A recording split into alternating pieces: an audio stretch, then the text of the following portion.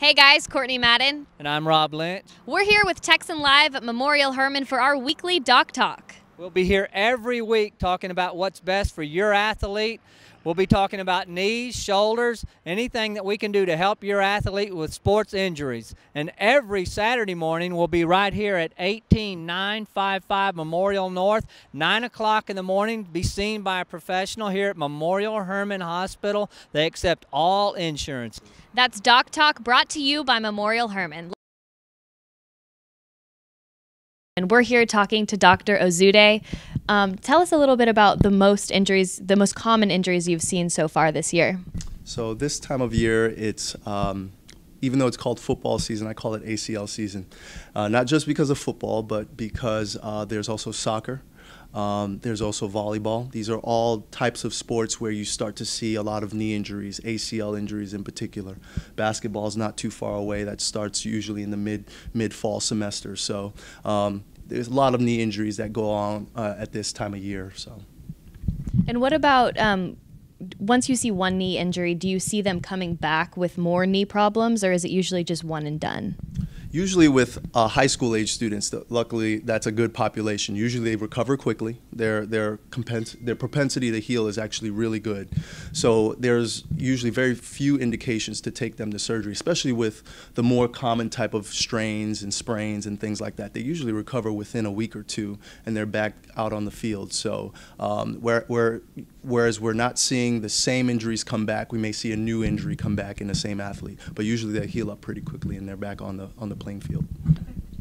Doc, you talked about the fast recovery. I guess the procedures have gotten so much better than when I was having surgery, and probably even when Courtney was having surgery on her knee. Talk about how far we've come with the knee injuries now. Oh, absolutely. We've come a long way. We continue to make strides to improve our, number one, technology, our diagnostic ability, our treatment ability. In the past, where we would do an open procedure, now we're able to do arthroscopic, minimally invasive type of procedures, getting patients home the same day, number one, and then back on the field as soon as possible.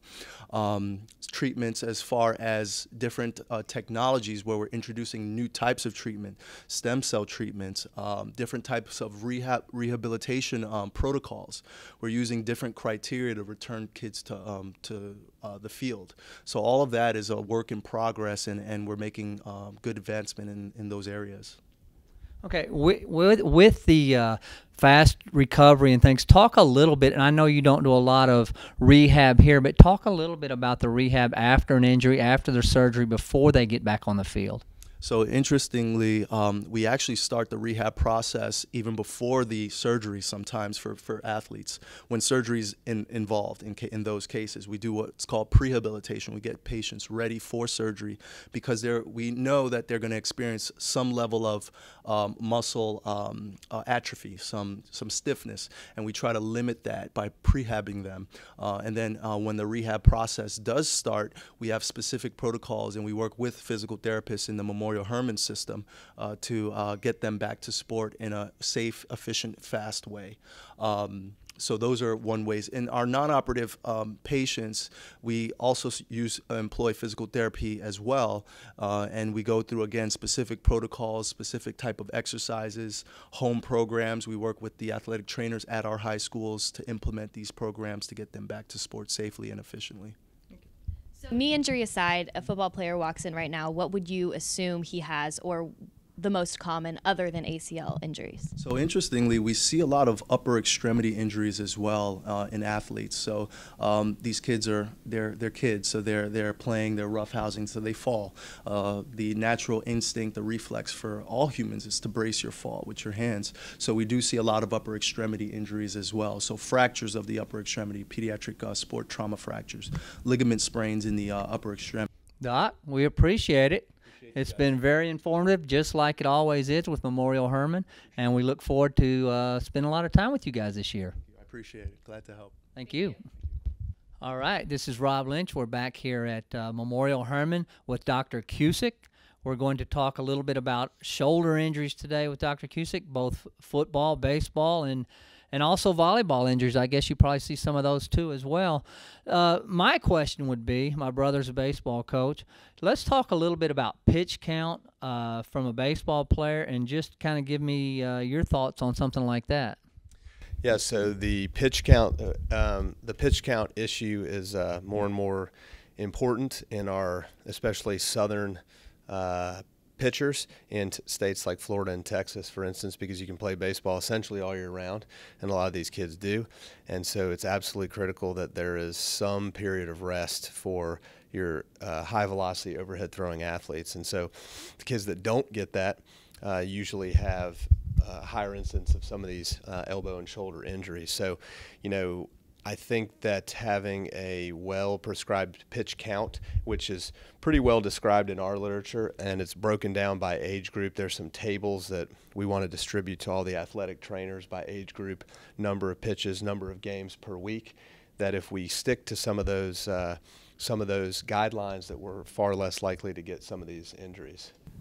Now, most of the time when people think shoulder and elbow injuries, they're thinking softball, they're thinking baseball, they're thinking volleyball. But what do you see in the football guys? How is that coming about with the shoulders and elbows? Yeah, so there's still, there's definitely some overlap with those types of injuries. I think there's more direct contact injuries, of course, with football.